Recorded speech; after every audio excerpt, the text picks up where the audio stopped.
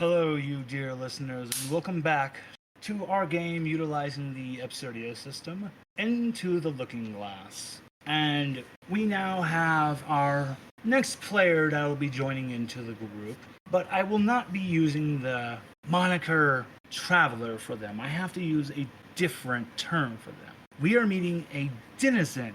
Now, Denizen, would you please tell us your name and tell us a little bit of the SCP that you're based on? Well, my name is Equilibrium. My SCP. I am based off the goddess of nature. 5327. Thank you. That's 53. Oh, no problem. Now, tell us a little bit, what does equilibrium look like? Well, it depends on which mood she's in, I should say. Right And thank you. I wanted to now. make sure to use the proper pronouns. Thank you. Oh, you're fine. You can use any pronoun you want. Okay, excellent. But please continue. In her current state at this moment, her hair is green, and it looks like a mixture of ivy with little flowers in it. Her skin is changing colors, kind of like a hummingbird. A very vibrant hummingbird. And Okay. she's mostly purple, pink, and blue. Her eyes will change based on her mood. And she's in a green dress at the moment. Excellent. You see, as I said, you're a denizen, but you're a very special denizen because your mother and father were the creators of everything in this version of the SCP universe. In this plane, your father was McCain, and your mother is Yelbadoth. And you were just speaking with your father, and when speaking with your father, when other entities gaze upon him, they see this gargantuan entity whose size they cannot even begin to fathom, in this machine-like body. But for you, you're like, it's honestly that scene from The Matrix. You go into a room and you just see an old man sitting in a comfy lounge chair. He's got a pipe in his mouth, and he talks like he's from the 50s. Ah, hey, honey. Hello, father. Yeah.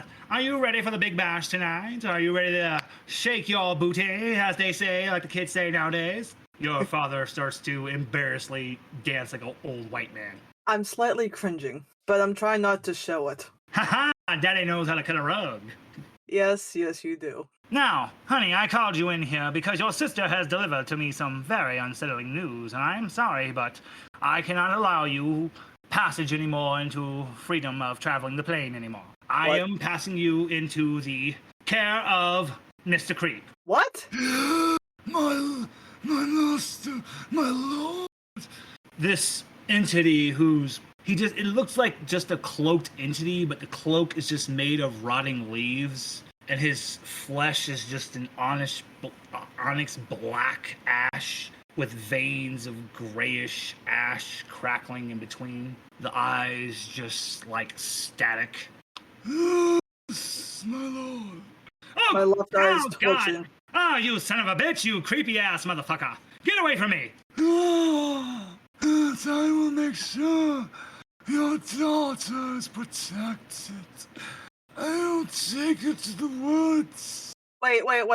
Protected from what? No, I'm sorry. It is something Titania has brought to my attention, and we believe it is best to let you know for your better, dear. Now, I am allowing you to still attend the old millennial bash and shake that booty, but you will report with Mr. Creep to the forest afterwards, because you are my good girl and I love you. And I know you would never disappoint me.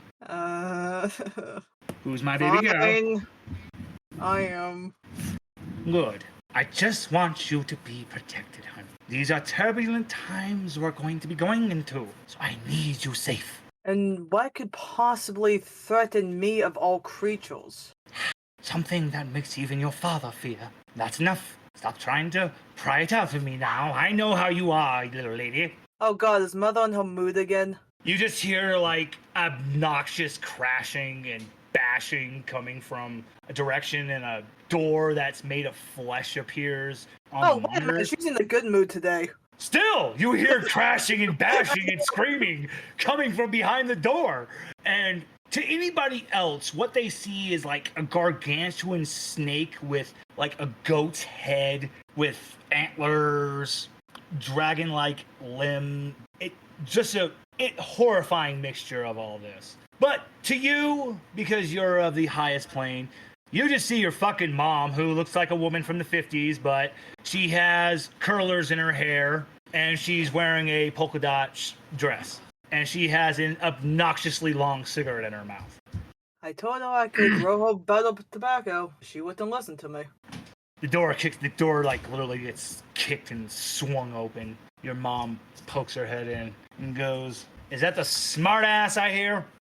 Honey, you know when you are in here, you are to pay equilibrium respect. That's our baby girl." Mother, I would do no such thing to disappoint you. Would you like some fresh tobacco? No, I wouldn't. This is exactly what I'm talking about, honey. She's not like... Why can't she be like Titania? And that's when you notice your dad just rolls his eyes. Every monitor gets an eyeball on it, and they all collectively roll. And your mom looks at him and goes, "Don't you fucking roll your eyes at me." They all roll again. I grow a big-ass bushel of the finest, purest tobacco, ready to be ground up and smoked. That's my baby gal. And that's when your mother's servants come in. They're the entities that are just made of this fleshy material. They don't have heads. They look like a neck, but then it goes just to like this pointed mound of flesh and what looks like appendages. Some have 3 on the bottom, maybe 4 on the top. It's ugh. They come in, they pick up the tobacco, they salute you, and they shamble away. And just the noises they make. Your dad just has that look on his face, just like, why? Why did you marry Mother again? It was the purest act of love that helped bring about this universe and brought you to life, my dear. I keep telling you that was a pity fuck. Oh, you wish it was. You know you love me. You see your mom just like pointing her finger down her throat. Just ugh. Then your father walks up. She slaps him in the face, and he looks and goes, "Cara mia." She looks at her and goes, "Mon cher." And then he starts kissing up her arm, and then you know it's time to retreat. I'm off. It's time to run. Yes, it is. You just hear your father say, "You might want to retreat to a safe 3 planetary distance." You can give me butter water next time. You just hear your mom say, "Ooh, you're in a mood." Ew. And as you're going, to really describe this plane, when you look in one direction, there is no north, west, east, or south. You just look in a direction. You see what looks like just a wall of water, but there is no sky, there's no ground, it's just water. And then there's these gargantuan entities inside of it. You see one that looks like a giant crustacean with a lion head, then a gargantuan snake of never-ending length, then what looks like just a crustacean snake thing with literally an archipelago on its back. They all look in your direction and they just nod, and you hear in your head, "Hello, princess." Oh, hello. And you're still going. You can feel Mr. Creep is literally... You turn back behind you, he's about maybe a good 10 feet. But then when you look back straight again, you feel as if he's like right behind your ear, and he's just, "Oh, dear princess, I will protect you." Breath mint. You need a breath mint? You turn around, he's back again 10 feet away. Okay. I'm gonna stay looking at him. If we're gonna do this, you need to stay like 10 feet away from me. I was not close at all. I swear it. Because I can report you. I can't overtake you, but I can definitely report you to HR about this. Oh, please, no. I'll a bitch. Okay, well, 10 feet away. Of course. Thank you. He's definitely staying at least a good 2 feet away now. Go look straight. Oh, he's getting reported to HR immediately after this. You can literally just feel like as if he's pointing you in directions, telling you what to look at.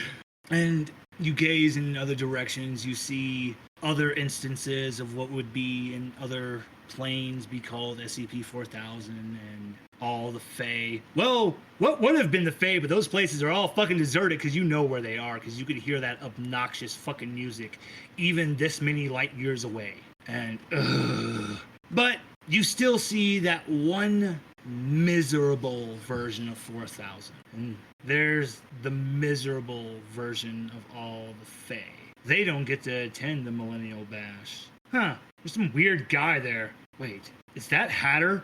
And that's when Mr. Creep goes, I'm going to need you to just keep looking straight now. Ignore all that, please. Whoa. I'm not looking away from this. No, I'm I'm not- sorry. I am invoking my rights as your protector. You may not inquire further. This is for your safety. Would you like to roll? Something doesn't feel right. Or would you like to just leave this alone for right now? I'm going to roll. Okay, hold on. Let me pull up my little cheat sheets real quick, so I can tell you exactly what I would like you to roll. Actually, no. Just roll me 2d6, please. That's all I need. I got a 7. I will allow you one thing. I'll let you ask one question relating to this. Pick carefully now. What is the importance of the Mad Hatter? The Wondrich is coming back. Coming back. And that's when you try to gaze longer, but Mr. Creep is right in front of you. Your face, you're just fading into the darkness, staring into the static of his eyes. I close my eyes. There's nothing there, dear princess. Nothing to worry about. All is well. You will continue on. All is fine. Trust in your protector. You wouldn't want to disappoint your father now. Do you behave? She smiles at the creeper. Of course I trust you. My father has put you in charge of watching over me. How could I disobey my father? You are very important. You know this. You literally are the one who watches life and death. Without you, there would be no rebirth. There would be no reincarnation. There would be no nature. All of that is governed by you, my dear princess. Then let us move forward. You're getting closer to your destination, and oh God, you feel your sisters. Oh, it's just murderous bloodlust, killing intent mixed with the most disgusting sexual lust, and it literally wraps around you like a miasma. See all that I can forgive if it wasn't for that cheap ass perfume. Oh yeah. Especially because it came from her fucking fiance, and it was just the cheesiest bullshit you've ever heard. He crushed a phasar for her to make the most exotic scent. Ugh. Wait a minute. It smells like piss. Wait, you think you hear him screaming right now? Do you follow the sound and look towards it? Yes. Yeah, you definitely see your brother-in-law, Scarlet Bright, just flying through higher in the what would be the sky of this plane, just higher up above you, and he's just belting out a scream that all existence can hear. For a second, you swear you think you heard him scream Cheshire, and he passes by you. And as he's flying, speeding up to where your sister's grand ball is going, you see one of her gargantuan babies. Just the best way to say it is, it's an all-devouring plant. It eats whatever Titania sicks it on. It sprouts up, opens its maw, and gently catches Scarlet Bright on its tongue and flows back down. You cringe knowing that fucking asshole is going to be there. Cripple. If Scarlet Bright comes too close to me, I'm going to take that as a sign of assault. Your father has given me strict orders that if he is to approach you, I am to punch him in the dick. Perfect. Let us move on. Yes, dear princess. And that's when you hear the music just belting. there's trillions of fae in this grand hall, and it's just as tacky as you remember it. To any other person, it would look like a gargantuan version of Studio 54, and all the Fae are doing just the most debaucherous things. It's more than just sex. It's more than just drugs. There's literally Fae that are smiling as another Fae jumps on them and starts stabbing him, and they're just loving it, giving into it. This is what's going on. This is the Millennial Desire Bash. And then you hear your sister belting out that obnoxious fucking song. You were famous for it one fucking time. Get over it, bitch. And she's on this giant ball that reflects light, and and it's even more obnoxious because everyone in the room just has to give in to the fucking beat. Even Mr. Creeper's doing it obnoxiously. He's like bobbing to the music. What? You don't like the music, dear princess? The music's fine if the bass could be toned down a little. And that's when like a glowing Technicolor after image of your sister is still in the sky, and your sister is now standing in front of you. And the best way to describe to Tanya is she has 4 arms on each side, so she has 8 arms altogether. She has 2 legs, but her chest looks like a bee thorax, and on her back she has like flowing energy miasma like wings that looks like stardust, and her hair just gives off the same like rainbow Technicolor flowing. It's never staying the same, and she has like insectoid like antenna coming off the top of her head. And the dress she's wearing, it looks like it's made of plant matter, but then at the same time made of the finest silks. And she just looks and she goes, "Hey, bitch!" Hey, smile. She grabs you and she kisses you on the cheek. Great party. Oh, we're just getting started, bitch. Now, everyone in here, you know I want you just to give into those desires and help Mama obtain even more power through the next millennium, everyone. And all the Fae just chant and scream. And that's when you notice the very pitiful version of the scum version of the Fae, their king, Oberon, is just dressed in a jester outfit and very sadly just performing in the middle as the Fae are just throwing shit at him and laughing. And you just hear some of them going, "You fucking suck!" This is your most liveliest party yet, I see. And you know it, girl. Let me tell you, honey, it is going to be the biggest millennium yet. I have big plans, honey baby, and that's why I had to make sure my precious little sister is protected. Oh? I'm excited to see what wonderful things you do this time. And that's when you see Scarlet Bright is coming running in. And now, typically to when humans hear him, he has this deep, intimidating voice. But to you, he just has this voice. "Hello, my ladies. Hello, honey." You see Titania go, "Oh, baby. Oh, did someone hurt my little sugar boo?" And you catch it. She has just a slight look of disgust as she touches and kisses.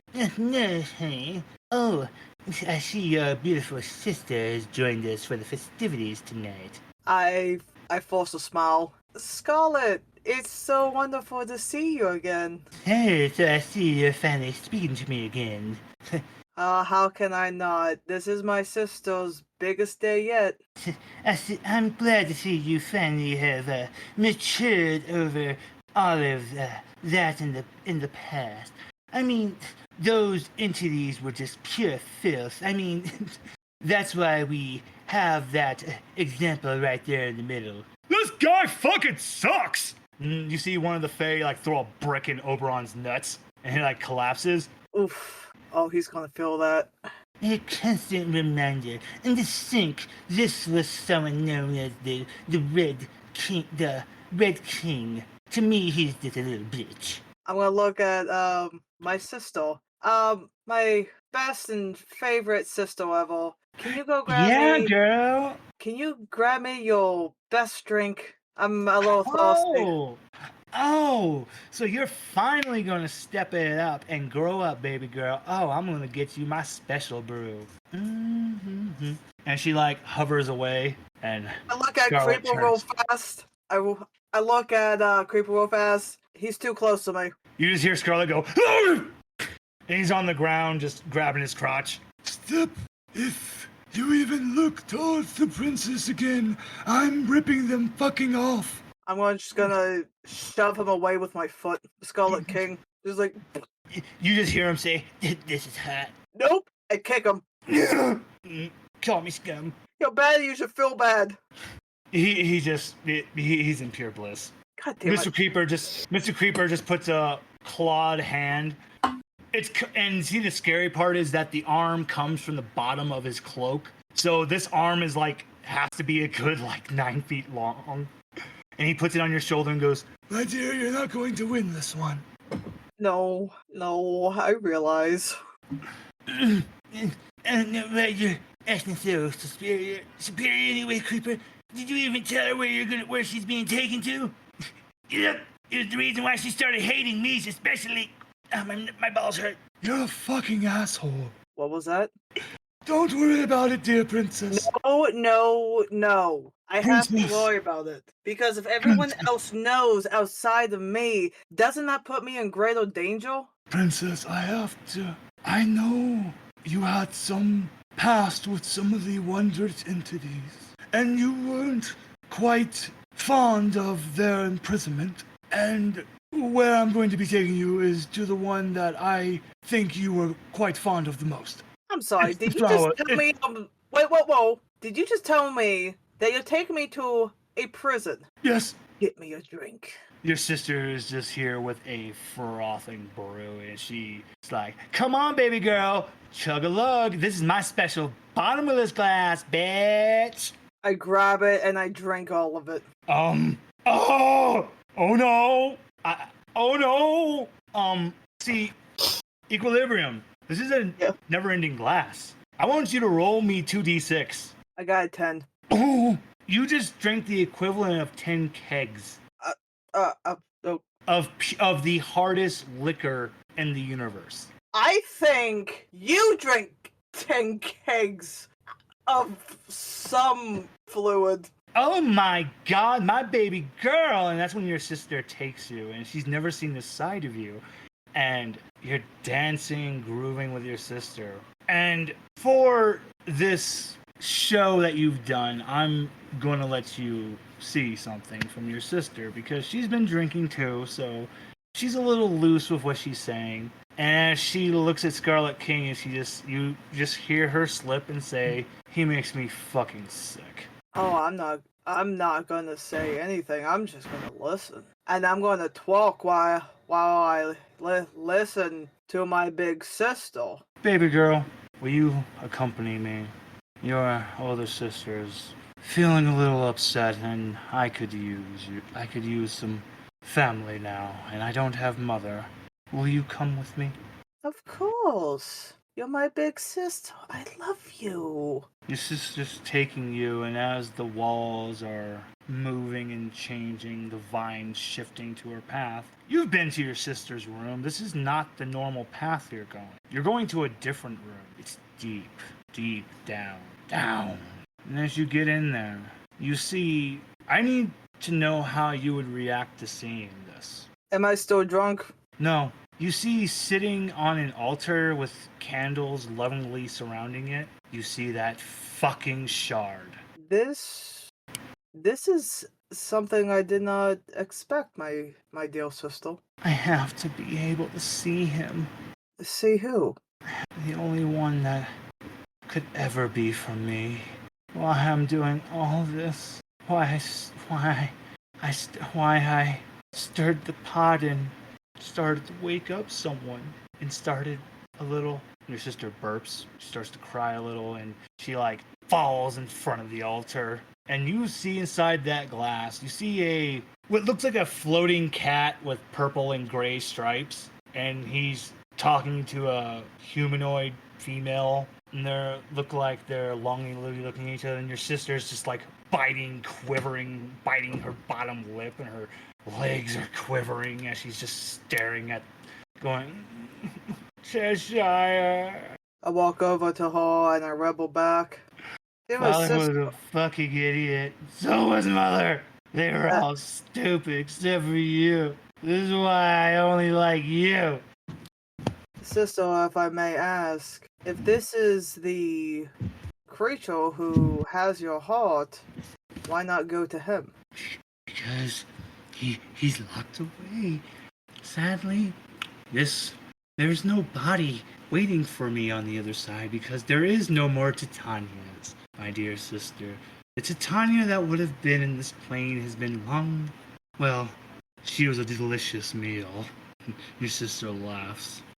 But, so, if I gazed into it, my soul would have nowhere to go. And you know, all of this started because Father and Mother and all the other gods were terrified of them because of what they represented, and that's what attracted to me to him. Just, oh, he literally can just bend everything to what he decides. There is, oh, oh God, I want him. But If you I'm know what the sad part is, my sister? Is that thing on that side holds his heart, but at least I know there's only one of her, and it's not like there's another one that could ever. Little communicator goes off on your sister's waist. Where the fuck is calling me? Oh, it's my honey doll. Oh, babe, sister, it's your niece. Say hi to Zero, and she pulls it up, and a little hologram appears. And yes, this is SCP-057, but this is my version of SCP-057. She's a full-grown woman, and she's wearing a MTF bodysuit, and she has the same type of like looking hair as her mother, but hers is like a flowing mane of fire. And she goes, "Oh, Auntie, Mom, hello, Zero. Mom, we got a problem." Yeah, hey, honey, you have infinite power at your disposal. What could possibly... She puts up an image of this individual.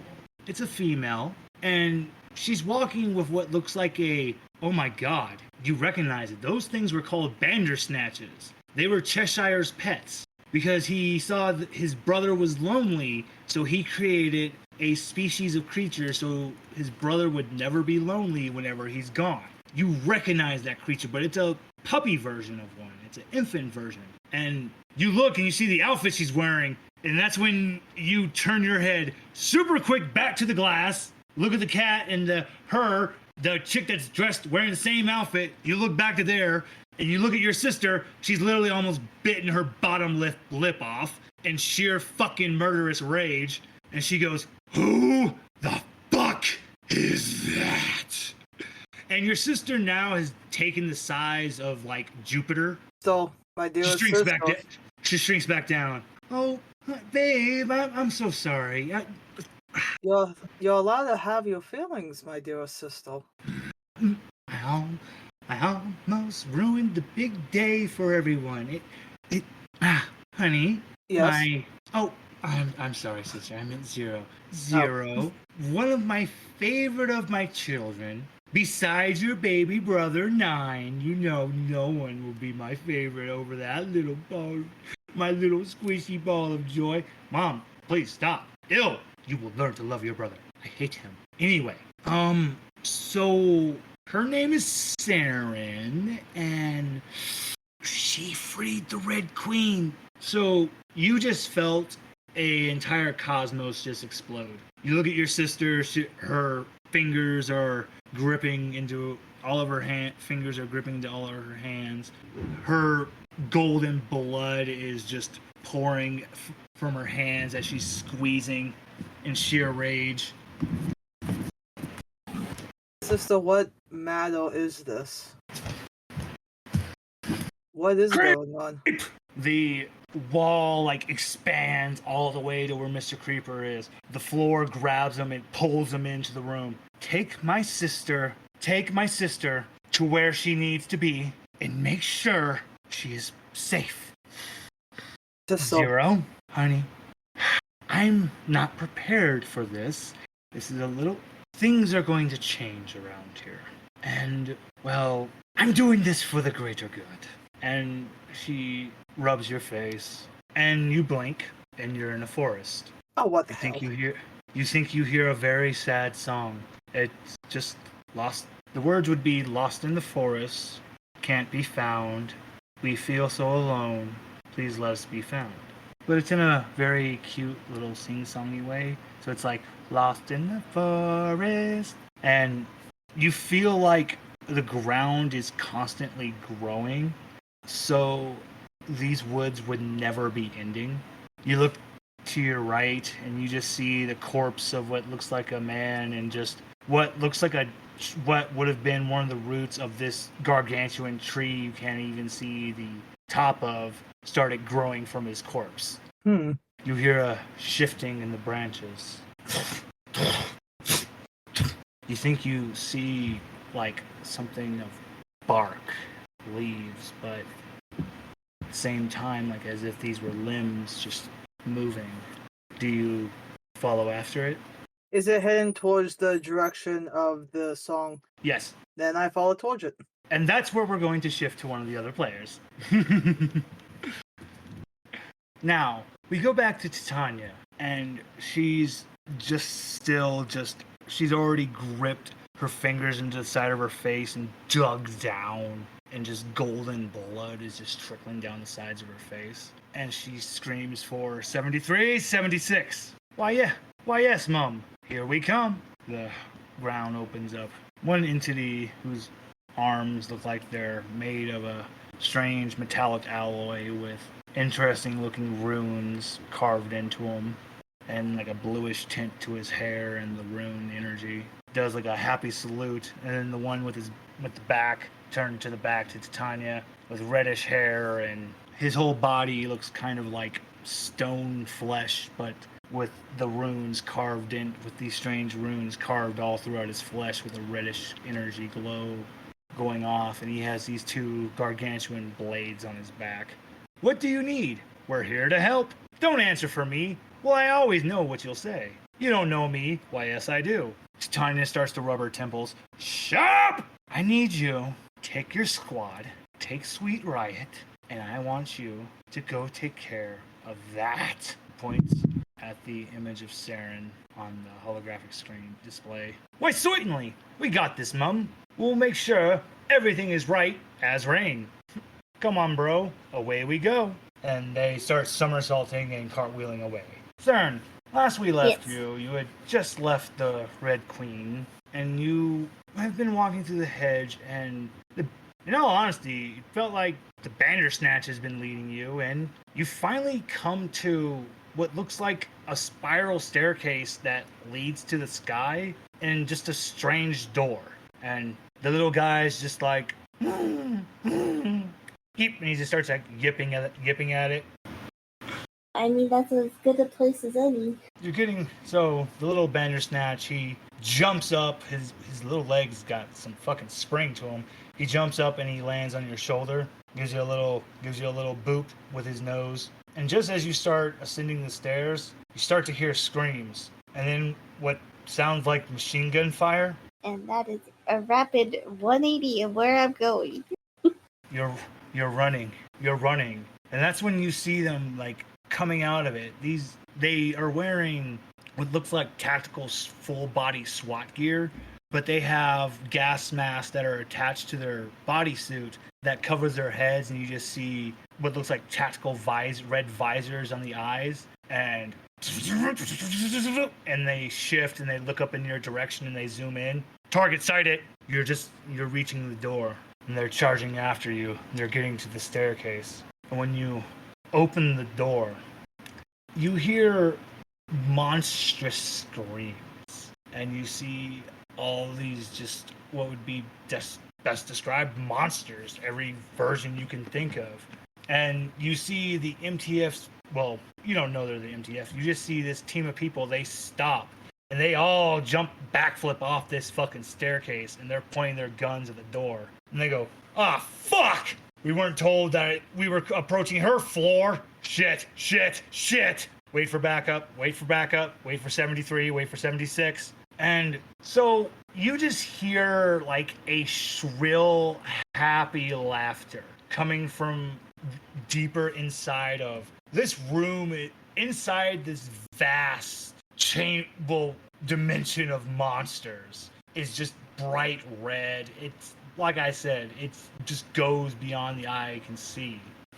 And the more as you hear, you finally just start to see this entity approaching closer and closer. Best bet, she is about a good 10 feet tall, wearing a gorgeous little Stetson sun hat. She has a very form-fitting dress that hugs her hips, and on the ending of all of her fingers, it looks like they end in like scissor blades, and just her dress goes all the way down to the ground, so you can't see her feet moving, so it's more like she's gliding across. And these scissor fingers, they're about a good 5 feet in length. Whooshing, whooshing. And you can't see her face because it's just covered in bandages and just one eye is showing. Shink, shink, shink. Ah, darling. Shink, shink, shink, shink. Yeah. Turn. What are you gonna do? Do you approach the entity? Do you try to get off the staircase? What do you do? You don't feel any malice from her as she approaches. She said, "Who the fuck are you?" I'm Mother, darling. Shink, shink. And I'm the mother of monsters, honey. And you're the little one that has a galaxy in her brain, I suppose. Shink. Normal day. Shink. Don't worry. These are for them, not for you, darling. And these are my babies. They don't go against their mother now. They won't hurt you. Yes. Come, darling. And you, naughty boys, if you come in here, my children will make chew toys of you all. They just look and they go, say that when Cain and Abel come, bitch. She rolls her eyes. Well, one eye, she rolls it. Oh, yes, hide behind them. Your little scarlet simp was never anything without imprisoning the Wondrich. Shink, shink. I have no fear of him. Now go, shoot, bye-bye. Come, darling, let me show you around. Okay. Oh, darling, you don't need to fear. Oh, here, let me take my less imposing form. And that's when she shrinks down to maybe about 2'5". Her head's still bandaged, but her head's like really obnoxiously big. And she just has like a little small torso and small little scissor hands. Yes, darling, come on, come. It's a little better, but Saren right now is like almost max stress. Just from the whole day. Darling, you look like you've had just the worst type of days. But I do love that outfit. You look simply fabulous, darling. Shink. Get the chance to relax, it's gonna burn off me. Oh, darling. You know, if you want something better, I think I could help with that. But first, let's get you someplace where you can relax. Come, darling.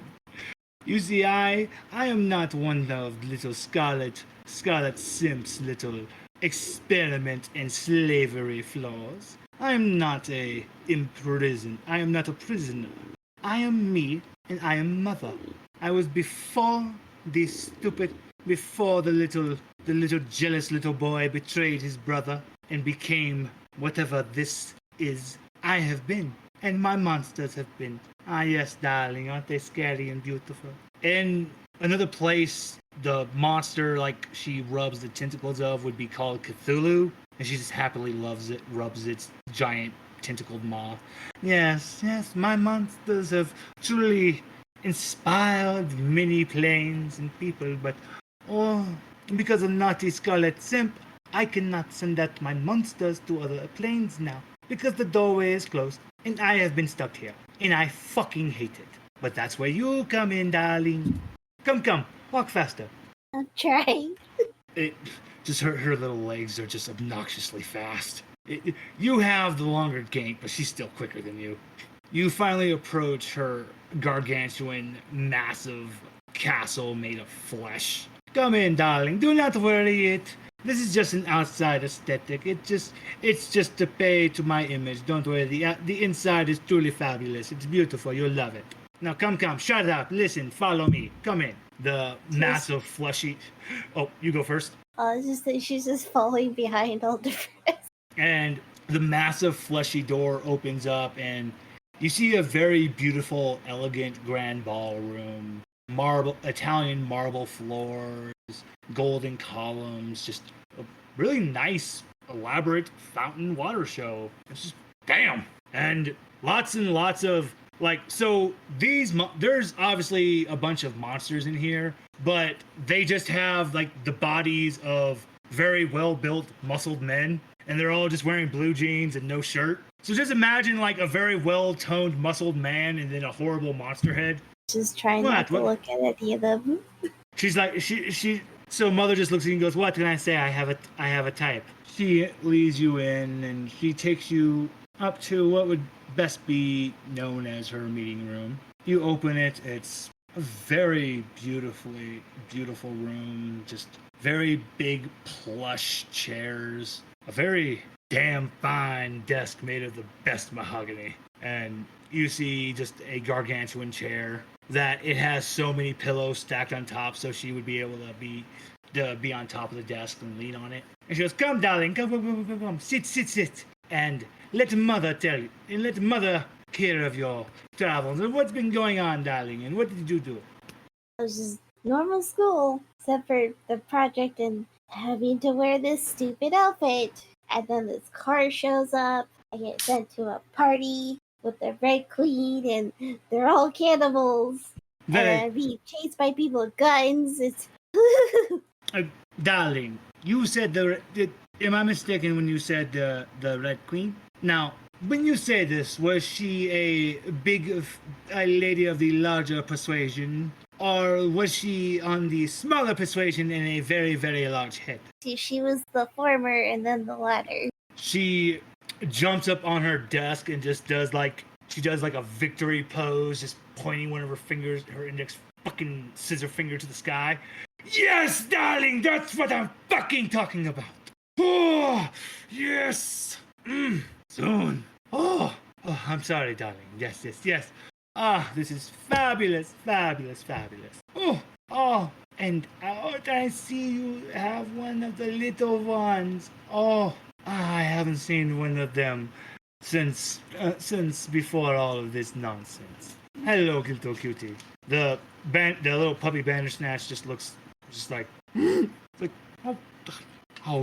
oh silly. That was only a joke. That one time when I said I was going to make a nice coat, a tuxedo coat out of you all. That was a joke. Now, darling, I know you are very confused, and I am going to need you to keep wearing that dress.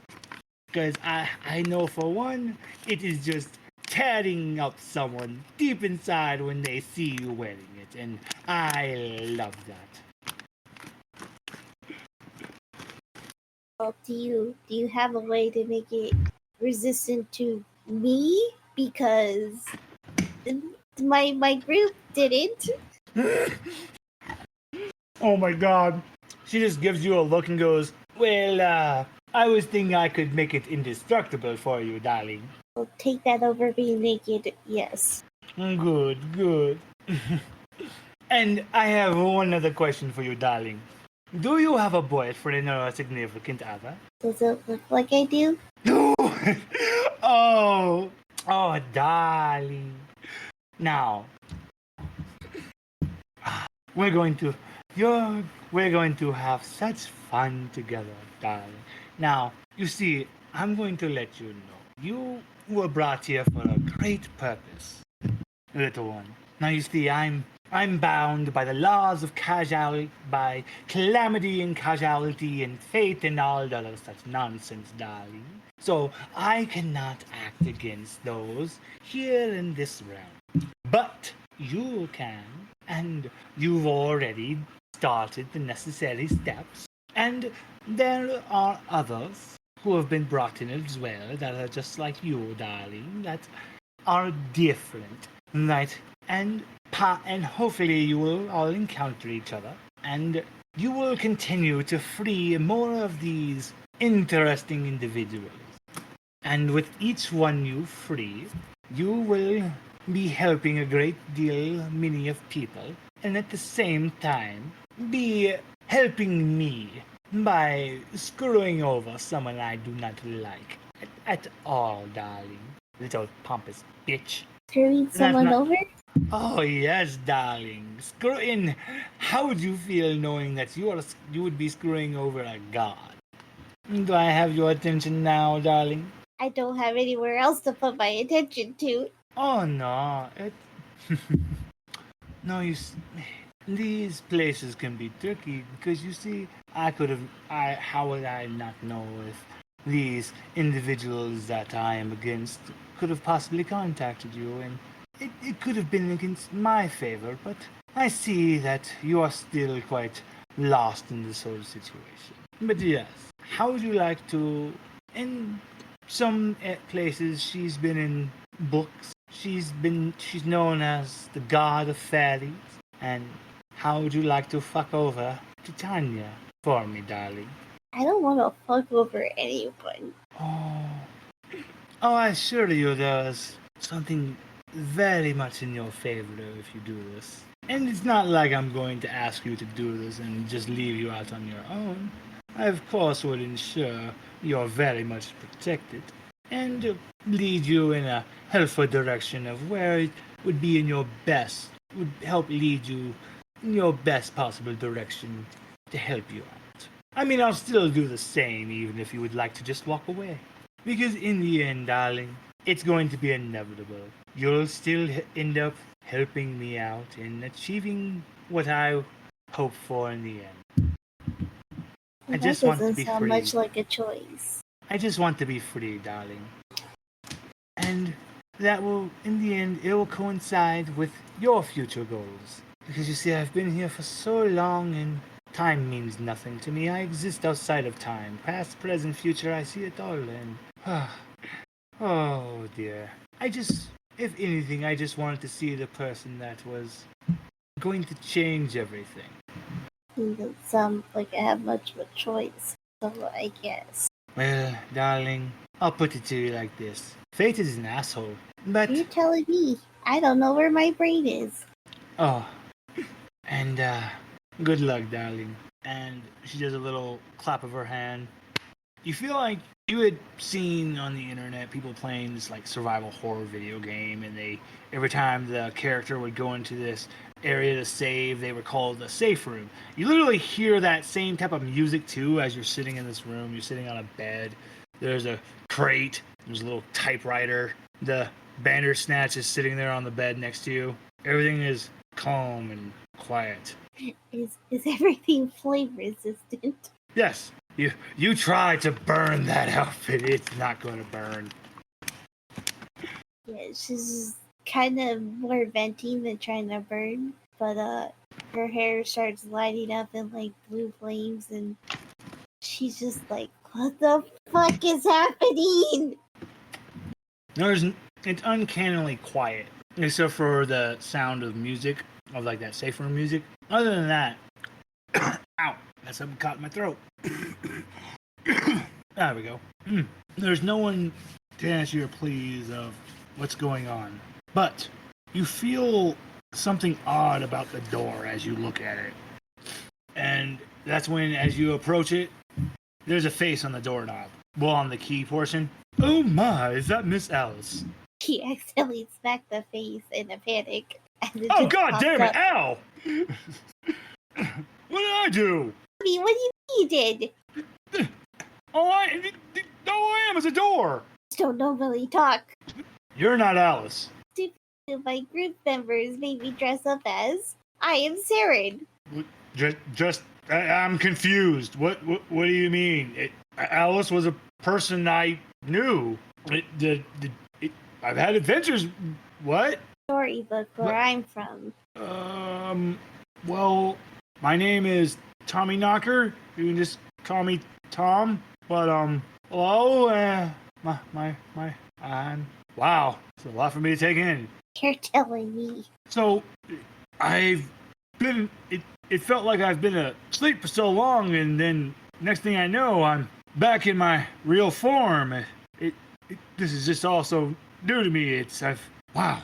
Well, Sarens, nice to meet you. Ari first smacked you in the face. I panicked. It's fine. The person I mistook you for once ate a candy that made her grow really big, and she ended up stepping on me. So it's perfectly fine. Oh yeah, that sounds way worse. So, well, either way, I take it people must really like you to send you to me because, well, I got good news and I have bad news. Which would you like first? I have to annoy God, so that's already pretty bad news. I don't think it could get much worse. Okay, well, I was just gonna say I can't take you to the plane you come from, but I can take you anywhere you need to go in this realm. She's gonna hold up the Bandersnatch. Can Mr. Fluffles tell you? Or, yeah. The Bandersnatch just looks very proud and happy with his name. So, hey, Fluffles, come here. You put Mr. Fluffles down. He goes over, and so the way the lock She's gonna works. correct him first. She's like, it's a Mr. Fluffles.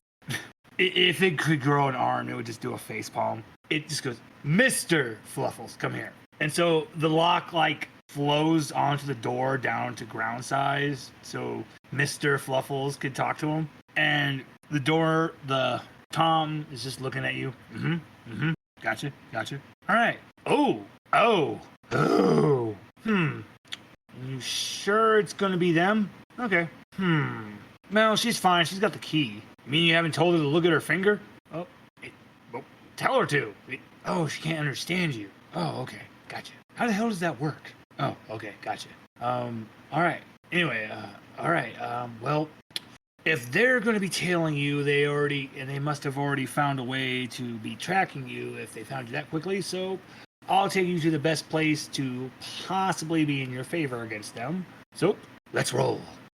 So, Saren. Yes. Do you look at your finger when you hear him say finger? Yeah. Just like so you look at your left hand, your index finger's fine. Then when you look at your right one, you see a tattoo, engraving brand that takes up the entire whole left side of your index finger, and it's a key. Just I found it. All right, just go ahead and just unlock the door, and that's when the eyes disappear, the lock flows back up, and it's just a normal lock. If you point your index finger closer to it, your finger starts to shift into a key. Dribble. You unlock the door.